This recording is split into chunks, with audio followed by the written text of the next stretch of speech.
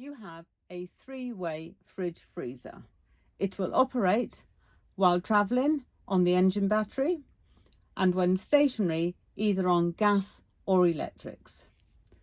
This is the off setting, this is the electric setting, this is the battery engine setting, and this is the gas setting. So when you arrive at a site and you've put your electric hookup on, simply turn it to the hookup symbol. When you're ready to travel, turn it to the battery symbol. As soon as the engine starts, it will operate on battery.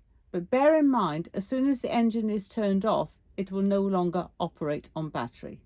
Also, when travelling, do make sure that you put the clip in place. The door is magnetic, but without the travel clip, it could swing open. If you don't have electrics at a site or you've stopped to sightsee for some time, there's no need to lose your fridge. Turn it to gas. Make sure first that you have turned on the gas tap in the cutlery drawer, and you will see an amber light flashing.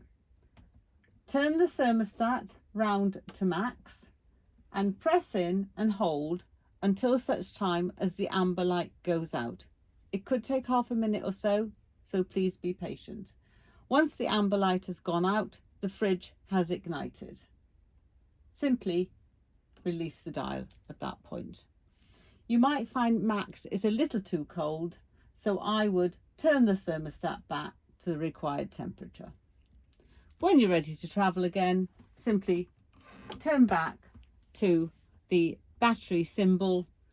Make sure the travel lock is in place, and all the time you're traveling with the engine running, your fridge will still operate.